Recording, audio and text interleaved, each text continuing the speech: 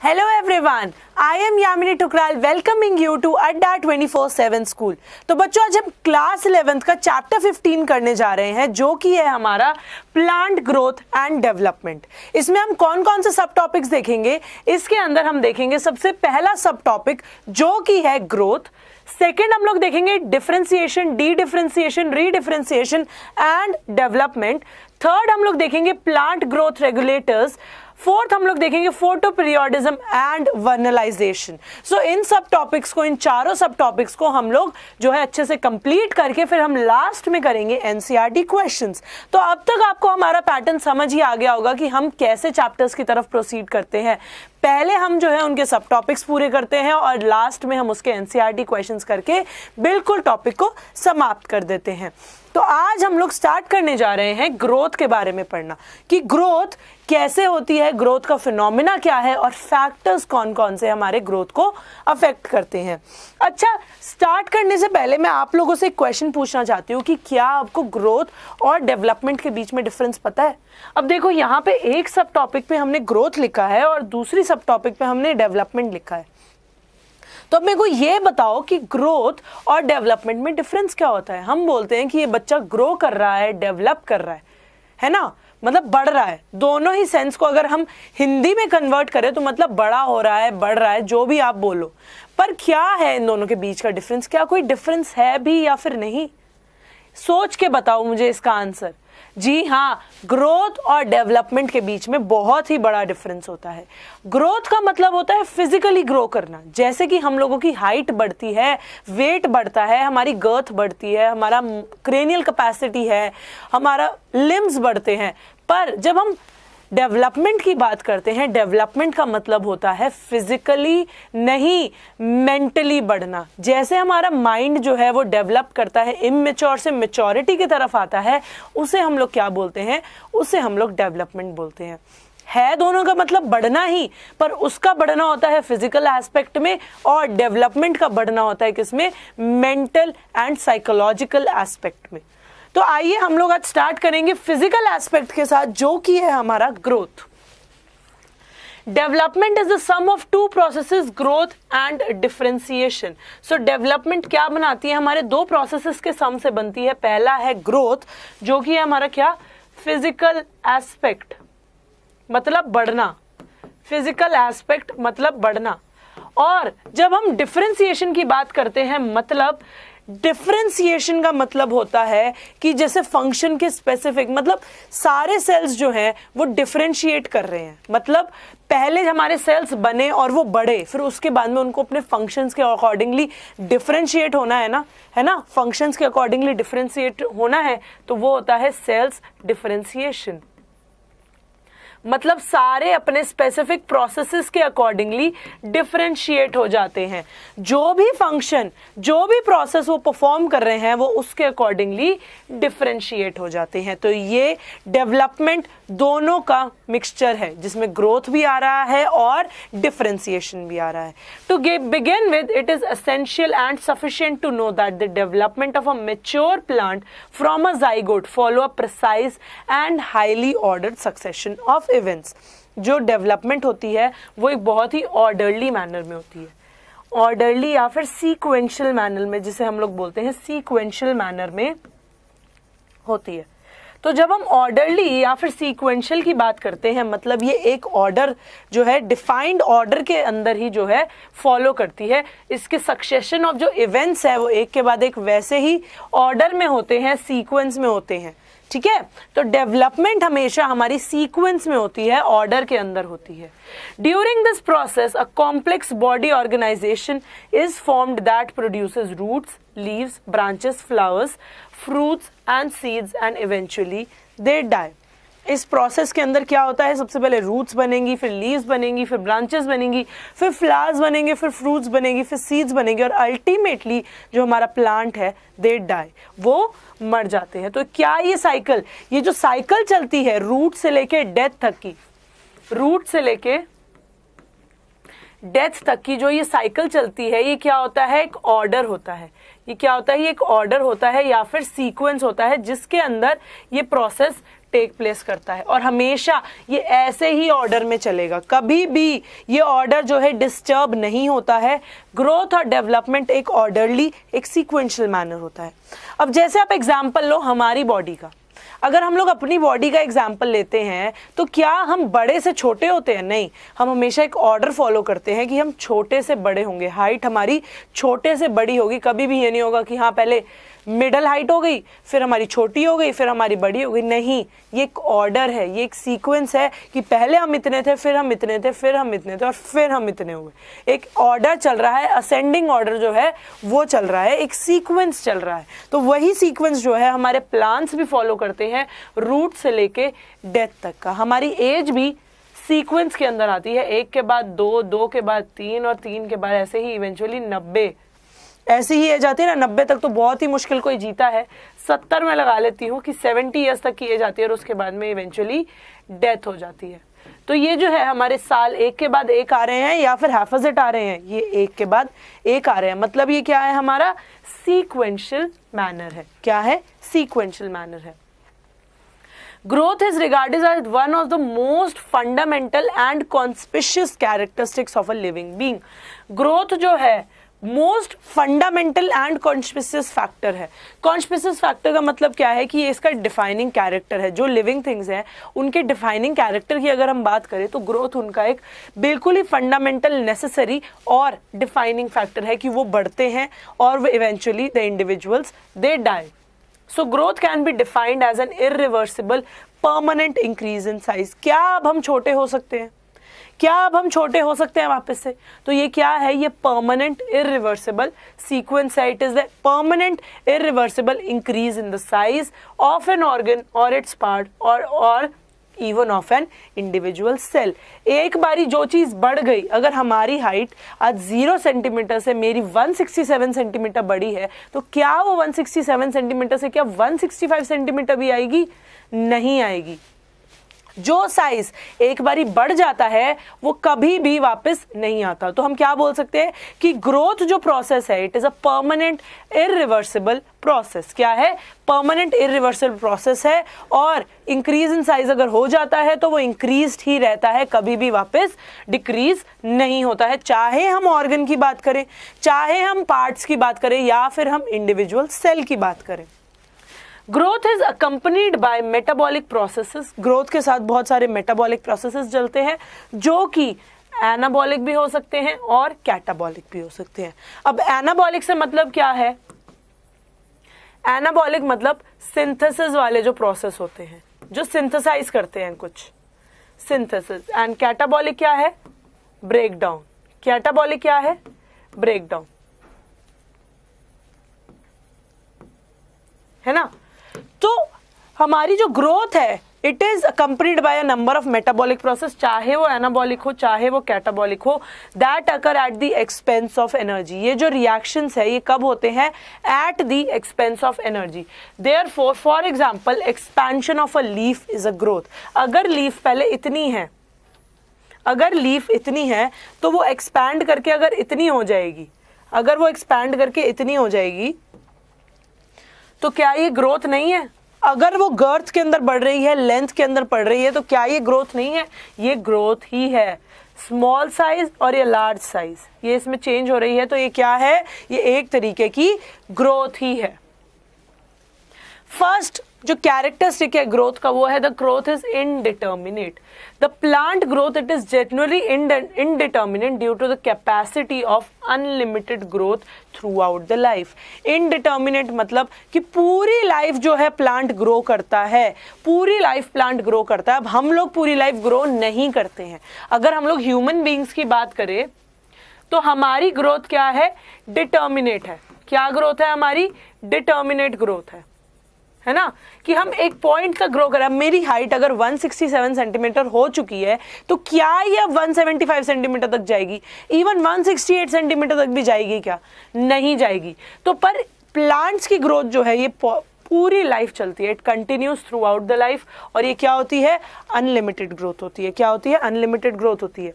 So the meristem tissues, जो meristem tissues होते हैं जो कि सर्टेन प्लेसेस पे प्लांट बॉडी के अंदर प्रेजेंट होते हैं, वो ग्रोथ को रेगुलेट करते हैं। जैसे कि इस फोटो के अंदर दिखाया है, शूट की अपाइसिस, मतलब शूट के बिल्कुल टॉप पे, बिल्कुल टिप पे मेरिस्टम होता है, वैस्कुलर टिश्यूज होते हैं, और नीचे रूट की बिल्कुल टिप पे, जो रूट की बिल्कुल टिप है उस पे भी मेरिस्टम होता है। जो मेरिस्टमैटिक टिश्यूज हैं शूट पे और रूट पे, वो ही जो है ग्रोथ करते हैं। मतलब प्लांट ऊपर से भी बढ़ रहा है और नीचे से भी बढ़ रहा है। हम इसे यही समझ सकते हैं, प्लांट ऊपर से भी बढ़ रहा है और नीचे से भी बढ़ रहा है, क्योंकि दोनों की टिप पे हमारे मेरिस्टमैटिक टिश्यू हैं जो कि प्लांट ग्रोथ में मदद करते हैं। So the plant growth in which new cells are always being added to a plant body due to the meristem, it is called open form of growth. जब किसी plant में द प्लांट ग्रोथ, जिसके अंदर जो cells है हमेशा ही added है टू द प्लांट बॉडी, हमेशा ही एडेड है to the plant body due to the meristem, हमेशा ही सेल्स एड ऑन हो रहे हैं in the plant body because of the meristem, उसको हम क्या बोलते हैं? Open form of growth. मतलब ग्रोथ जो है ओपन है, पूरे टाइम थ्रू आउट लाइफ जो है ग्रोथ चल रही है, तो ग्रोथ हमारी ओपन हुई। Root apical meristem and shoot apical meristem, they are responsible for the primary growth and elongation of the plant along the axis. जो plant body है उसके अंदर बेसिक दो टाइप की ग्रोथ होती है। प्लांट बॉडी के अंदर हम अगर देखें तो हमारी दो टाइप की होती है, प्राइमरी एंड सेकेंडरी। कितने टाइप की ग्रोथ होती है? हमारी दो टाइप की होती है। प्राइमरी होती है एलोंगेशन, मतलब प्लांट का लंबा होना, और सेकेंडरी होती है इंक्रीज इन गर्थ, मतलब फैलना, इंक्रीज इन गर्थ, चौड़ाई बढ़ना प्लांट की। तो सेकेंडरी ग्रोथ ऐसे होती है और प्राइमरी ग्रोथ ऐसे होती है। जो रूट अपाइकल मेरिस्टम है और शूट अपाइकल मेरिस्टम है वो किसके लिए रिस्पॉन्सिबल होते हैं? फॉर द प्राइमरी ग्रोथ, क्योंकि वो अगर टिप्स पे मौजूद हैं तो वो प्लांट को लंबा कर रहे हैं, है ना, वो प्लांट को लंबा कर रहे हैं, तो वो elongation of the plant body के लिए रिस्पॉन्सिबल है along the axis. Then next हमारा आता है क्या? Intercalary meristem. इंटरकैलरी मेरिस्टम की जब हम बात करें, वो कहाँ पे प्रेजेंट होता है? नोड्स पे प्रेजेंट होता है, और वो क्या बनाता है? बड्स और new branches. Buds and new branches कौन बनाता है? हमारा intercalary meristem. The secondary growth in plants is the function of lateral meristem. जो सेकेंडरी ग्रोथ मैंने आपको बताई है, इंक्रीज इन द गर्थ, मतलब चौड़ाई बढ़ना, वो यहाँ पे लेटरल मेरिस्टम के अंदर मौजूद होती है। लेटरल क्योंकि वो ऐसे ग्रो करेगा, वो ऐसे ग्रो नहीं करेगा, वो ऐसे ग्रो करेगा, तो कहां पे मौजूद होगी? लेटरली मौजूद होगी meristematic tissue, that is vascular cambium and कॉक कैम्बियम। जो यहाँ पे वैस्कुलर कैम्बियम और कॉक कैम्बियम दिया है, ये वैस्कुलर कैम्बियम ही गर्थ को इंक्रीज करता है। जो वैस्कुलर कैम्बियम है वो ही गर्थ को इंक्रीज करता है। तो सेकेंडरी ग्रोथ किसकी वजह से होती है? लेटरल मेरिस्टम की वजह से। प्राइमरी ग्रोथ हमारी होती है root apical meristem and shoot apical meristem की वजह से। और इंटरकैलरी मेरिस्टम कहाँ पे मौजूद होता है? इन द नोड्स, जो कि क्या प्रोड्यूस करता है? बड्स, यानी कि फ्यूचर फ्लावर्स और न्यू ब्रांचेस। जो बीच में से ब्रांचेस निकल रही होती है वो कौन प्रोड्यूस करता है? Intercalary meristem. नेक्स्ट कैरेक्टरिस्टिक हमारा जो ग्रोथ का आता है वो है द ग्रोथ इज मेजरेबल। जो ग्रोथ है हम उसको मेजर कर सकते हैं। At the cellular level the growth is the increase in amount of protoplasm. अगर हम सेलुलर लेवल की बात करें कि सेलुलर लेवल पे क्या हो रहा है, ग्रोथ क्या होती है? It is the increase in amount of protoplasm. Protoplasm के अमाउंट को इंक्रीज करने को हम लोग क्या बोलते हैं? ग्रोथ बोलते हैं। It is difficult to measure the increase in amount of protoplasm, but increase in cell number and cell size can be measured. अगर हम प्रोटोप्लाज्म को मेजर नहीं कर सकते, पर हम लोग सेल नंबर और सेल साइज को मेजर कर सकते हैं कि अगर प्रोटोप्लाज्म बढ़ रहा है तो सेल भी बढ़ेंगे, नंबर ऑफ सेल्स बढ़ेंगे, है ना, सेल भी चौड़ा होगा, बड़ा होगा, सेल नंबर भी बढ़ेगा और सेल का साइज भी बढ़ेगा। तो उसको मेजर करने के बाद हम लोग ये अंदाजा लगा सकते हैं कि हाँ यहाँ पे प्रोटोप्लाज्म बड़ा है, क्योंकि सेल बड़ा है, सेल का नंबर बड़ा है और सेल का साइज बड़ा है। So the parameter used to measure growth is increase in fresh weight, dry weight, length, area, volume and cell number. तो हम कैसे प्रोटोप्लाज्म को मेजर कर सकते हैं? By the measuring of fresh weight, dry weight, length, area and volume और cell का number कितना हुआ है. So all the parameters are not use for every kind of growth. हर ग्रोथ के लिए हम ये सारे पैरामीटर्स को यूज नहीं करते हैं. कुछ कुछ ग्रोथ के लिए हम कुछ कुछ पैरामीटर्स यूज करते हैं. ठीक है. सो ये थे हमारा सेलुलर लेवल पे हम लोग ग्रोथ कैसे मेजर करते हैं. देन जब हम ग्रोथ की बात करते हैं तो 3 फेजेस के अंदर हमारी ग्रोथ होती है, maturation, elongation and formative phase. कौन से 3 फेजेस होते हैं? फर्स्ट होता है फॉर्मेटिव फेज, सेकंड होता है एलोंगेशन फेज और थर्ड होता है मैच्योरेशन फेज. तो एक एक करके हम इन फेजेस को देखेंगे. सबसे पहला हमारा क्या आता है? फॉर्मेटिव फेज आता है. इसको हम लोग क्या बोलते हैं? The phase of cell formation. इस फॉर्मेटिव फेज को हम लोग बोलते हैं the phase of cell formation और सेल डिविजन. ये वो फेज होता है जिसके अंदर या तो सेल बन रहा है या फिर सेल डिवाइड कर रहा है. नए सेल्स बनेंगे या फिर पुराने सेल्स डिवाइड करेंगे. कहाँ पे होता है ये? रूट एपेक्स पे होता है, रूट की टिप पे होता है, शूट की टिप पे होता है और सारे रीजन्स के अंदर होता है मेरिस्टेमेटिक टिश्यू में. So the rate of respiration, it is very high in these cells undergoing mitosis, division in formative phase. तो formative phase के अंदर जब सेल डिविजन हो रहा है, सेल फॉर्मेशन हो रहा है, तो कौन सा प्रोसेस हो रहा होगा? माइटोसिस. अगर हम डिफरेंशिएशन की बात करें तो उसमें मियोसिस जाता होगा, पर जब हम सेल बन रहा है, जब सेल डिवाइड कर रहा है तो हमेशा माइटोसिस ही होगा. क्योंकि माइटोसिस क्या करता है? इंक्रीज करता है the cell number, increases the cell number. तो माइटोसिस क्या करता है? इंक्रीज करता है सेल नंबर में. तो इसलिए जहां पे भी सेल डिवीजन की, formation of the new sales की बात आती है तो वहां पे कौन सा प्रोसेस आता है? हमारा माइटोसिस का प्रोसेस आता है. तो फॉर्मेटिव फेज के अंदर जो रेस्पिरेशन रेट होता है सेल्स का वो भी हाई होता है, क्योंकि बनने के लिए बहुत ज्यादा रेस्पिरेशन करने की जरूरत है, ऑक्सीजन की रिक्वायरमेंट होती है. तभी जो रेट ऑफ रेस्पिरेशन है वो ज्यादा होगा और सेल्स जो है माइटोसिस में से जाएंगे. नेक्स्ट आता है हमारा phase of enlargement. Formative phase clear हो गया. सेकंड आता है phase of enlargement. Newly formed cells they produce in the formative phase they undergo enlargement. जो भी सेल्स फॉर्मेटिव फेज के अंदर बने हैं उनको एनलार्ज होना है, उनको बढ़ना है अपने साइज में. So enlarging cells they also develop vacuoles that further increase the volume of the cell. Cell का वॉल्यूम कैसे बढ़ता है? जब सेल्स का साइज बढ़ेगा. सेल का साइज बढ़ेगा, उसके अंदर क्या आ जाएंगे? वैक्यूल्स आ जाएंगे. वैक्यूल्स क्या होते हैं? हमारे एयर सैक्स होते हैं. वैक्यूल्स क्या होते हैं? हमारे एयर सैक्स, जो कि मल्टीपल फंक्शंस करते हैं. क्या फंक्शन करते हैं? Multiple function. कोई कोई जो है फूड स्टोरेज में कर लेगा, कोई कोई एयर सैक्स बन जाएंगे, कुछ कुछ जो है फूड एनगल्फिंग में मदद कर लेंगे. तो इसके मल्टीपल फंक्शंस होते हैं.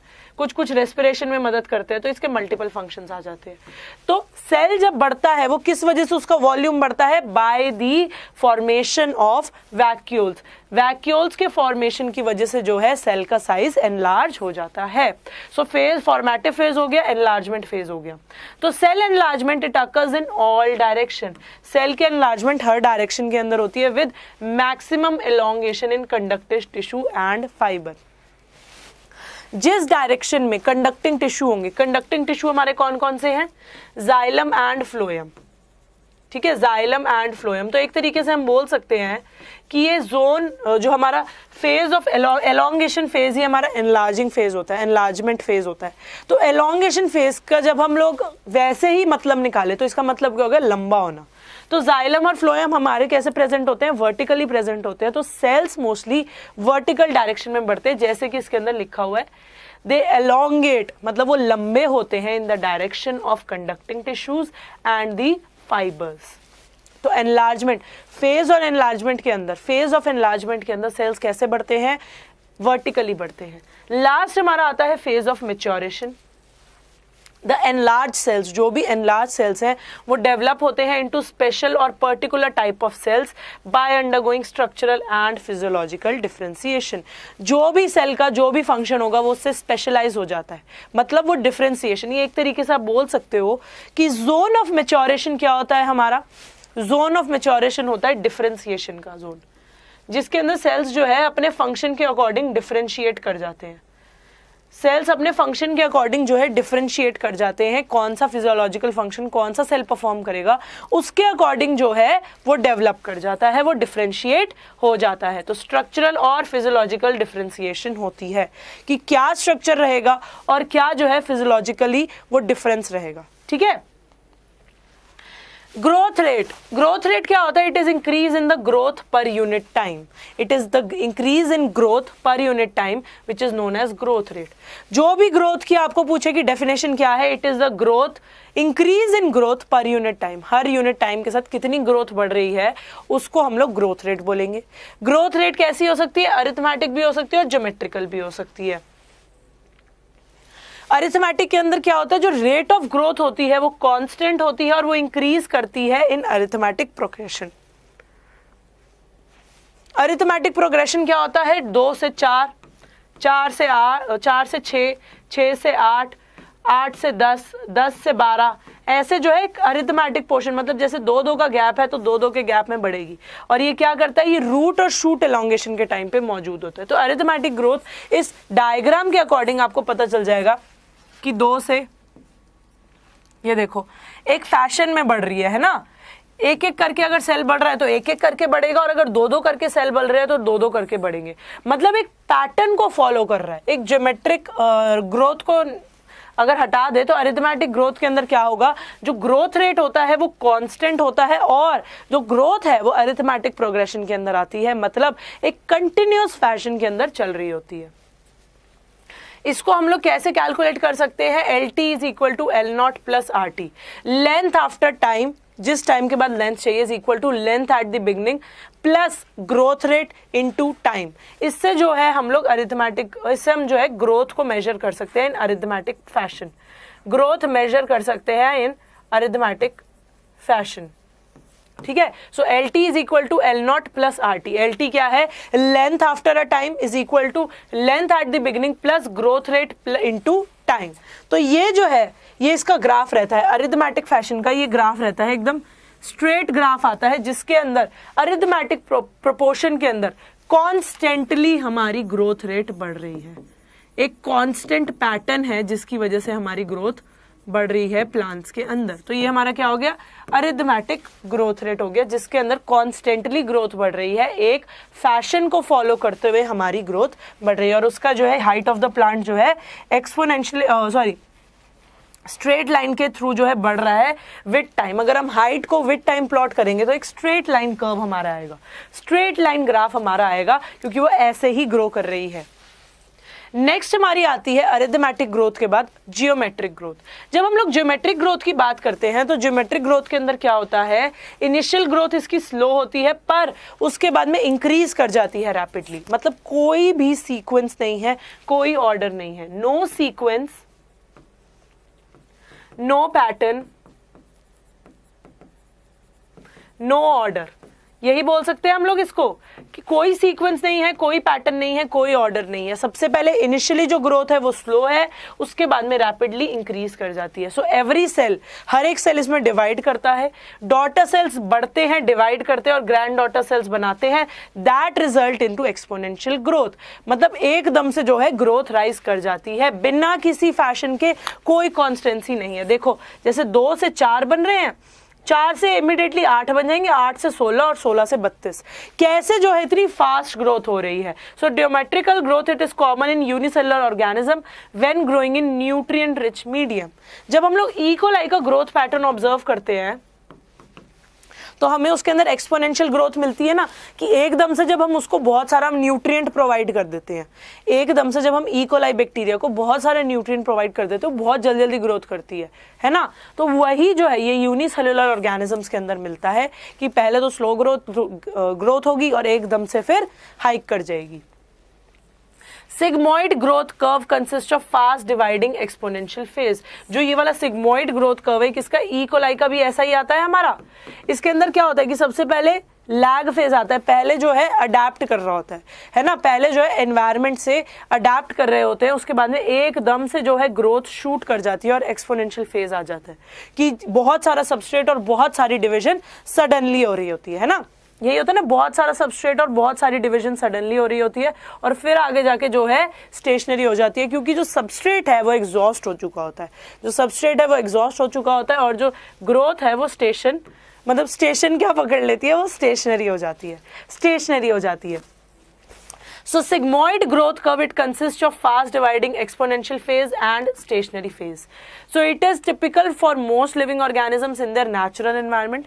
Exponential growth कैसे represent होती है? By W1 is equal to W naught E raised to the power RT dot W. ठीक है, so W1 is equal to W naught E raised to the power RT. So W1 क्या है? Final size of the population है, W naught क्या है? Initial size of the population है, R क्या है? ग्रोथ रेट है, T टाइम है and E is the base of natural logarithm 2.71828। तो इससे जो है हम लोग एक्सपोनेंशियल ग्रोथ जो है रिप्रेजेंट कर सकते हैं। तो एक्सपोनेंशियल ग्रोथ के अंदर हमें पता चल गया एकदम से जो है ग्रो कर जाता है, एकदम से ग्रो कर जाता है।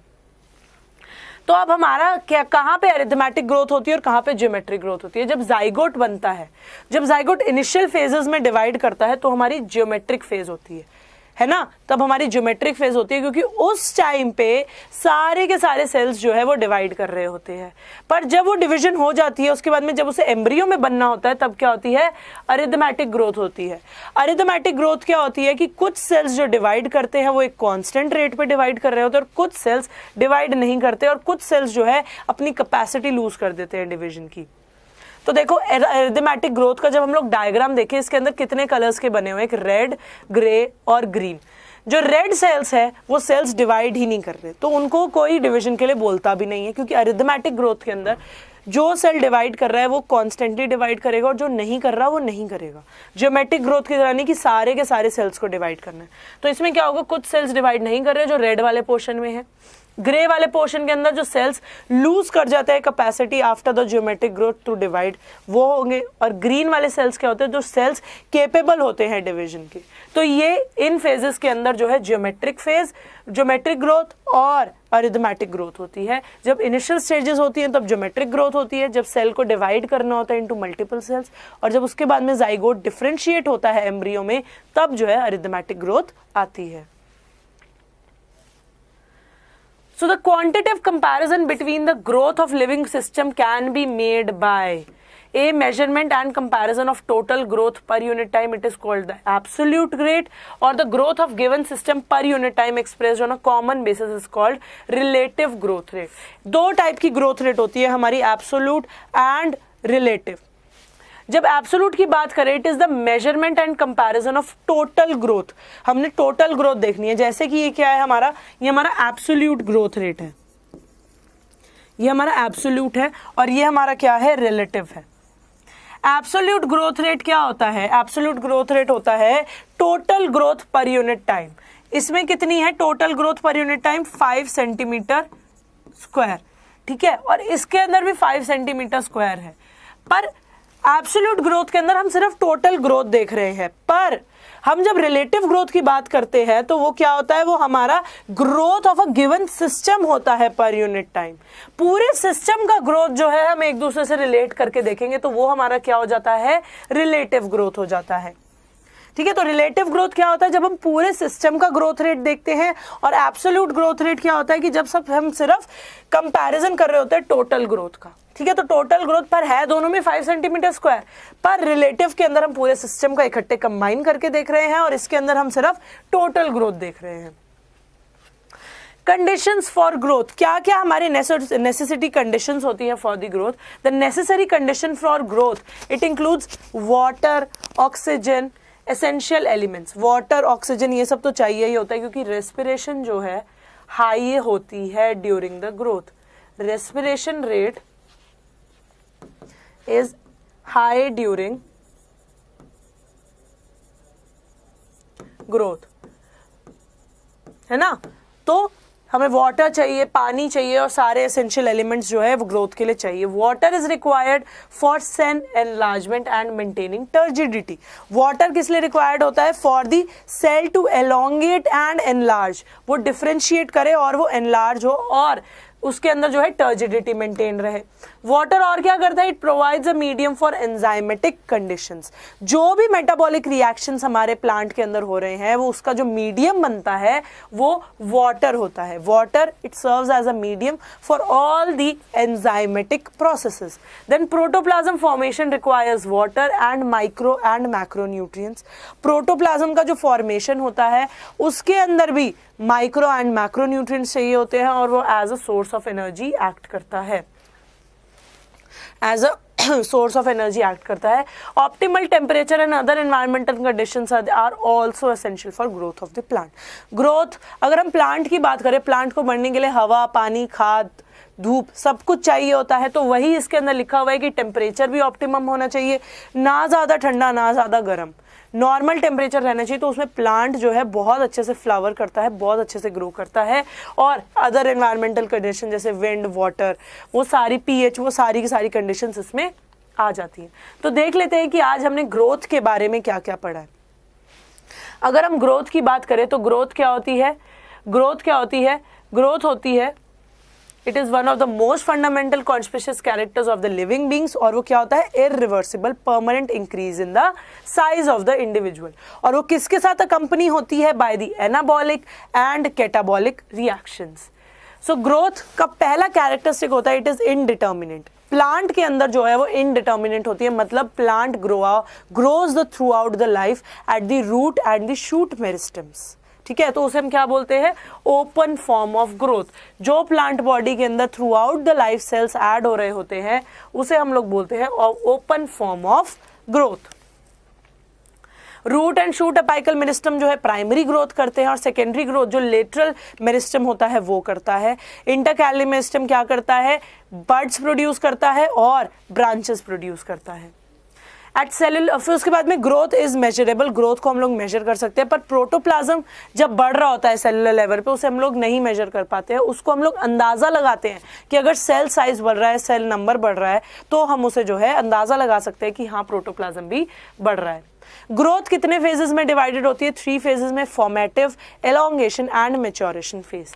फॉर्मेटिव फेज की बात करें तो हमारा फर्स्ट फेज होता है जिसके अंदर सेल डिवीजन होती है और सेल्स बनते हैं नए। तो उस टाइम पे रेट ऑफ रेस्पिरेशन हाई रहता है और कौन सा प्रोसेस आता है, माइटोसिस रहता है उस टाइम पे माइटोसिस रहता है। फिर हमारा क्या आता है, फेज ऑफ एलोंगेशन आता है जिसके अंदर जो सेल्स है वो एनलार्ज होते हैं और एलोंगेट होते हैं इन द वर्टिकल पोजिशन, क्योंकि वो कंडक्टिंग टिश्यू की टुवर्ड्स जो है उसकी डायरेक्शन में ग्रो करते हैं तो वो एलोंगेट होते हैं।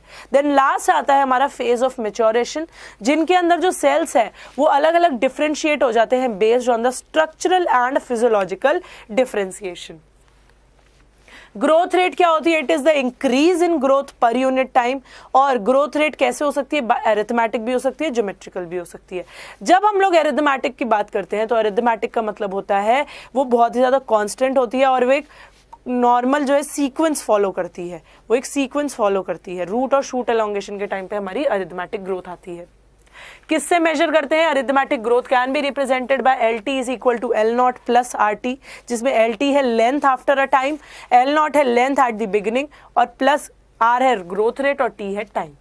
उसके बाद आती है हमारी ज्योमेट्रिक ग्रोथ जो कि इनिशियली स्लो होती है और उसके बाद में वो एक्सपोनेंशियली ग्रोथ हो जाती है, मतलब रैपिड ग्रोथ होती है।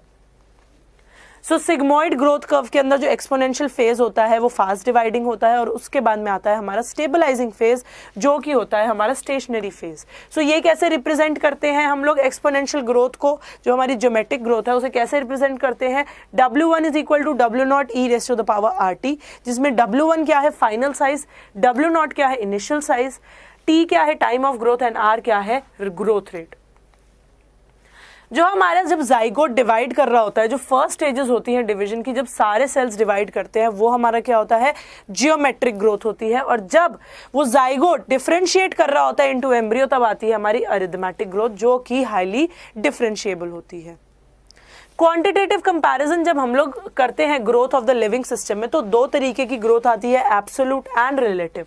एब्सोल्यूट ग्रोथ रेट वो होती है जो कि हम सिर्फ एक ओवरऑल ग्रोथ ले रहे होते हैं, पर रिलेटिव ग्रोथ रेट वो होती है जब हम पूरे सिस्टम की ग्रोथ आपस में कंपेयर करके बता रहे हैं। नेसेसरी कंडीशंस क्या क्या होती हैं ग्रोथ के लिए? वही water, oxygen, essential elements, micro and macro elements. Water क्यों नेसेसरी होता है? क्योंकि वो टर्जिडिटी को मेंटेन करता है, एनलार्जमेंट करता है सेल की, और it acts as a source of energy. और मैक्रो और माइक्रो न्यूट्रिएंट्स भी जो है वो भी एडेड होते हैं। ऑप्टिमल टेम्परेचर और सारे इन्वायरमेंटल फैक्टर्स भी जो है ग्रोथ को अफेक्ट करते हैं, है ना। सो बच्चों, ये था आज हमारा ग्रोथ के बारे में। नेक्स्ट सब टॉपिक में हम लोग पढ़ने जा रहे हैं क्या? डिफरेंशिएशन के बारे में और डेवलपमेंट के बारे में। अगर आपको मेरी वीडियो पसंद आई है तो लाइक करना है, शेयर करना है और सब्सक्राइब करना है अड्डा 24/7 स्कूल के चैनल को। Thank you for watching the video and bye bye.